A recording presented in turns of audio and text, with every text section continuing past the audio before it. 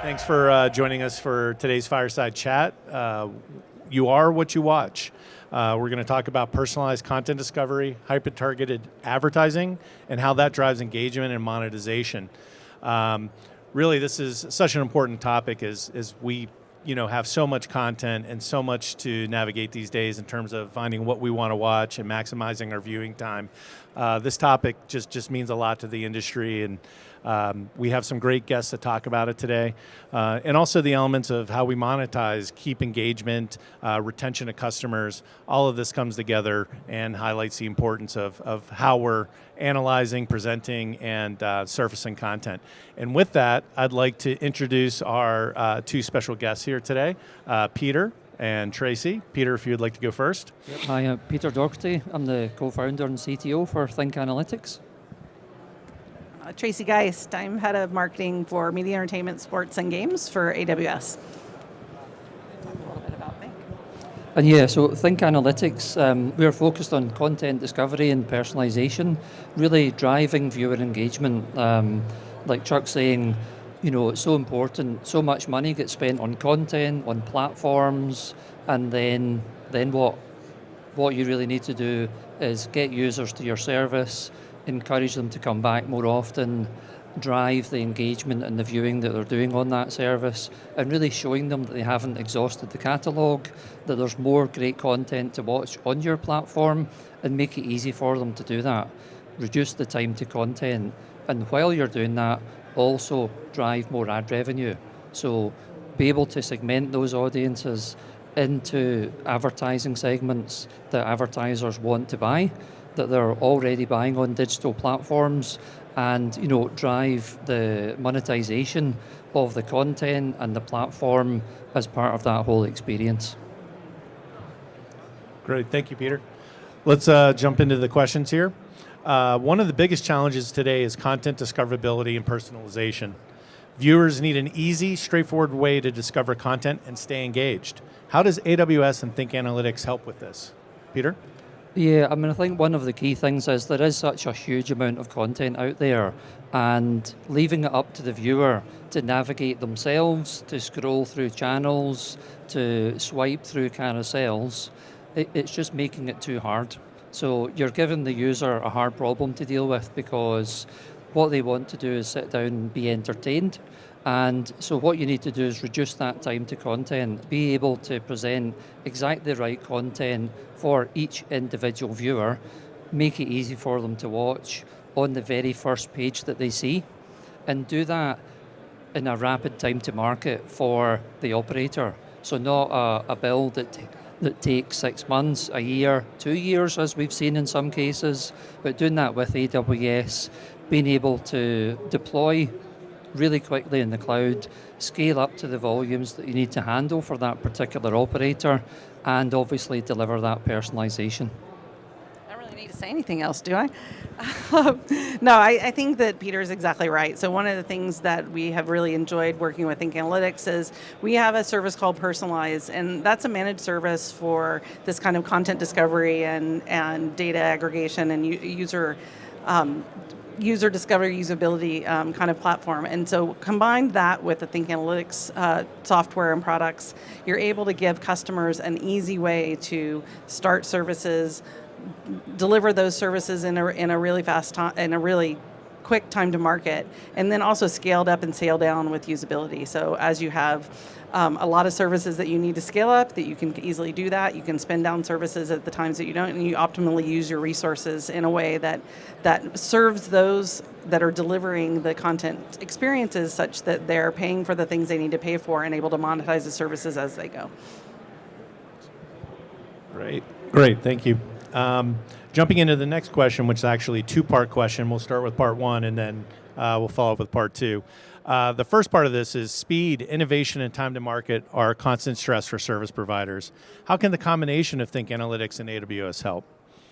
Yeah, I think like Tracy was saying there, having an out-of-the-box product, so having something that understands the viewer, understands the content, is able to deliver those personalized experiences, not just in a one-size-fits-all or having one magic algorithm that's going to solve all your problems, or there's only one user experience that every single viewer is going to react to.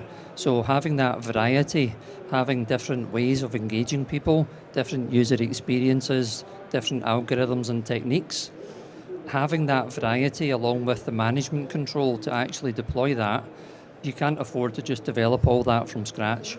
So having that combination of the product with that variety of techniques, with the proven ability to scale and to drive more viewer engagement, and then you combine that with AWS and being able to deploy that rapidly, as we just talked about, and get early benefits. So get a system deployed, learn, engage the viewers, see benefits, see what's working and what's not working, and then constantly improve and iterate.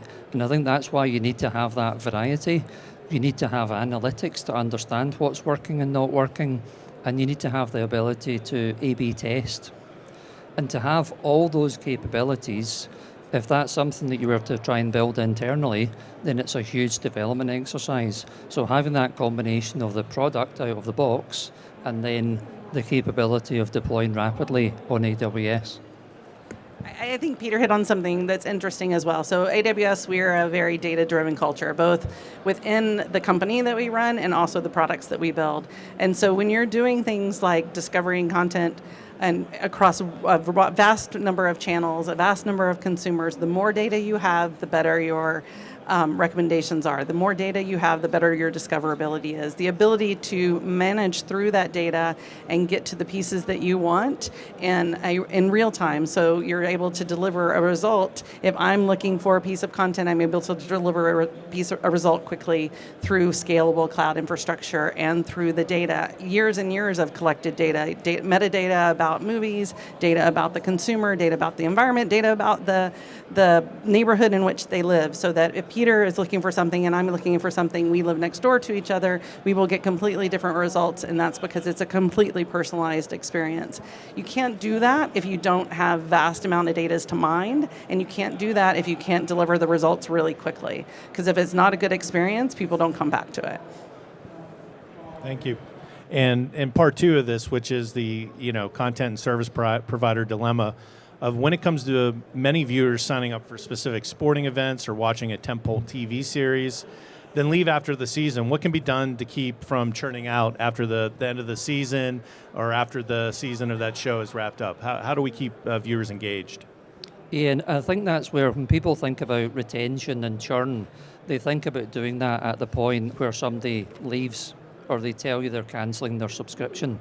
And in reality, churn prevention should start in the very first interaction. So if somebody comes for that tentpole show, don't wait for the whole season to be over before you start showing people the other great content that you have. Start showing that from the very first interaction, and that means real time is really important. And if you add on top of that potentially ad-funded platforms, then you might not have any contact details for that person. You might not have any way of contacting them if they don't come back. And so it's so vital that you show that breadth and depth of content in the catalogue immediately. Obviously for sporting events, you can learn people's favourite sports teams, you can learn all the favourite sports that they have. And again, scale up as part of that in terms of being able to cope with the volumes, but make it easy. So if you have tens of millions of viewers coming to your sports platform, don't force them all to navigate and search to find the match or the game or the event that they want to watch. Make it easy for them by putting their favourite right at the top in the first position. Get them watching that content as quickly as possible so that you're not wasting resources of people browsing the content and constantly using up your platform's capabilities. Get them watching and then get all your other users watching as well. I'll say something slightly controversial in a balance to that is maybe it's okay that they churn. Maybe if you look at content elements in a different lens than a traditional linear lens or a traditional primetime viewing, and I need to get them to do off primetime viewing lens, maybe that's a little bit, it's an opportunity. It's an opportunity to boost ad dollars. It's an opportunity to boost subscription dollars. It's an opportunity to have more appointment type viewing. So those are all monetization opportunities that if you don't have a continuum from this show to the next show, it's not necessarily bad. It's just that you need the data so that you can make that decision. So if I have a hit show and I know I'm not going to have another hit show, I need to maximize my hit show today. So I need to know what my time frame is, my windows, the things that I'm going to do. If I do know that I'm going to have something else, maybe it's not going to be a hit show. Maybe I just do have those in-between type of things. How do I further monetize the in-between things? How do I sell them? How do I do what Peter says, tease them out beforehand? So it's not a binary situation where it's that I have to keep them and I have to keep them all the time. It's that I have to maximize them when I have them, and I have to get them to the next thing that I want to maximize. And that might not be tomorrow. That might be in 6 weeks or 6 months or a next feature release movie, right? So it's understanding your consumer well enough to understand the data that you have matched with them to give them the next thing. And so I think when we talk about fast channels, we're going to talk a little bit about how to combine those things, right? Great points and insights. Thank you. And perfect segue into the next topic of talking about fast channels. With over 1,500 fast channels in the United States alone, and that number is growing, I feel, daily, and the market set to reach $12 billion by 2027, how do we help users manage this paradox of choice? How does the customer privacy come into play here? Yeah, I mean, I think when you imagine a fast platform and a user comes onto that, again, you don't have any information about them. You probably don't even know who they are. They're coming on there and they're looking at effectively a huge channel list, which could be hundreds or in the future even thousands of channels. And again, you're putting all the work onto the customer to scroll through those channels to find something to watch. And really using that initial interaction, being able to understand that viewer's preferences, what channels they engage with. What you can do is you can build a personalized fast channel. So instead of forcing them to scroll through all the channels, you can build a virtual personalized fast channel and put that right at the top of the channel list. So they'll see their favorite shows or other shows that we know that they'll like in the very first screen that they see. You can also then personalize the order of the channels as well. So instead of just having the one-size-fits-all same channel list for every single viewer, put the channels that I engage with the most at the top of the list. So that again, I'm seeing something that I want to watch, and I'm seeing, like Tracy's saying, I might come for one show, but show me other content which is similar, content which other users who watch shows that I like are also watching. Again, don't force me to scroll down to channel 352 to find what I want to watch. Just make it easy for me and put it right at the top. I think that's the key. I mean, we are you can see fast all around the show, right? You see monetization, you see references to fast. We're running 2, 3, 4 fast workshops over in the North Hall. So if you want to build a fast channel, you can come hang out with us and build some fast channels. But at the end of the day, what's the difference between fast and broadcast linear television? The primary difference is that I do know my consumer and I do have data and information about them and I can deliver them a better experience. And by delivering them a better experience, I can also monetize that experience better. So as we're making this transition in the delivery of television or the delivery of programming, we can't leave behind a model that, we all do know that advertising funds television, right?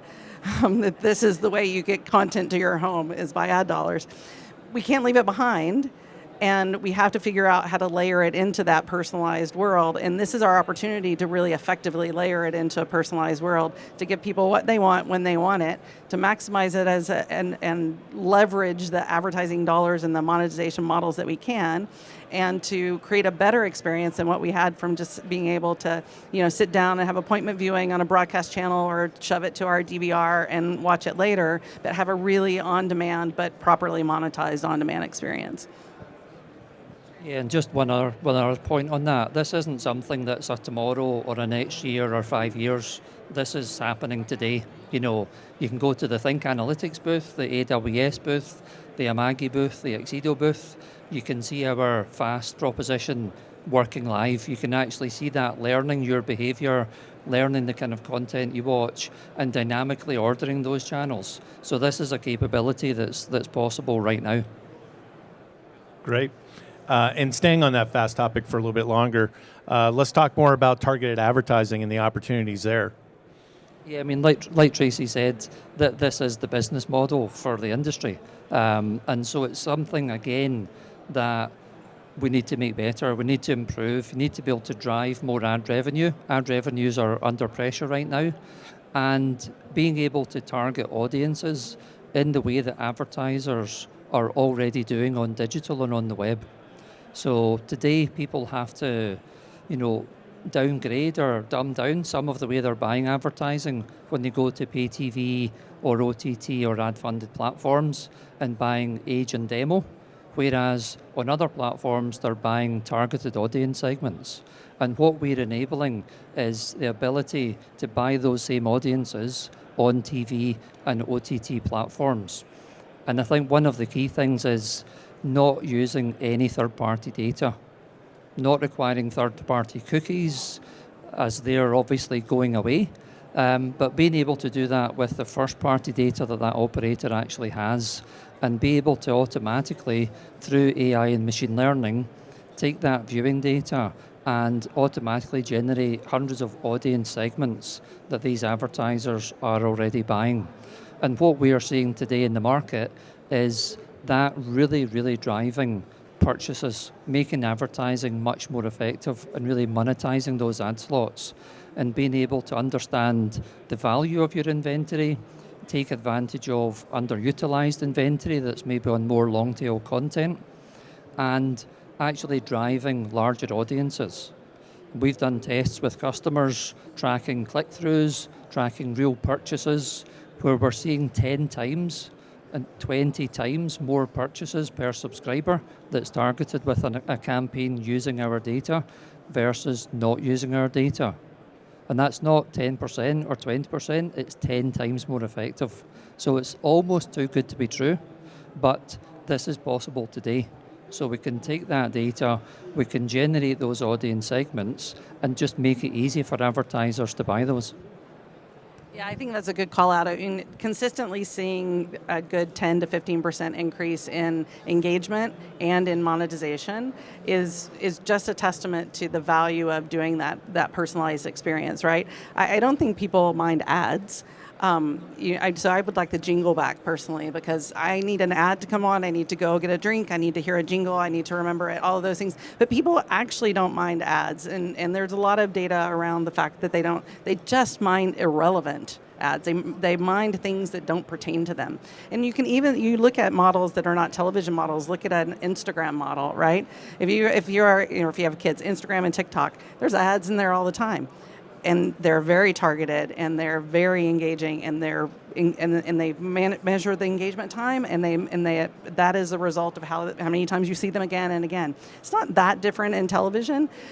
We now have the data, and we have a personalized experience. We can deliver those personalized experiences, and people will enjoy them. And if we go back to Peter lives next door to me, and he drives a BMW, and I drive, what do I drive today? Maserati is what I drive today. And we'll get different commercials, right? We'll get different experiences. He gets cat food, I get dog food. He has a turtle and a snake, I don't. I'm really profiling you a lot. I've known Peter for a long time, so I can profile Peter. He does not have a dog or snake, or yes, a turtle, yes. But anyway, it's about connecting, like having those experiences connect with the people in the home. So it is an engagement platform. And so what's really exciting about that too is our content creators all over the world.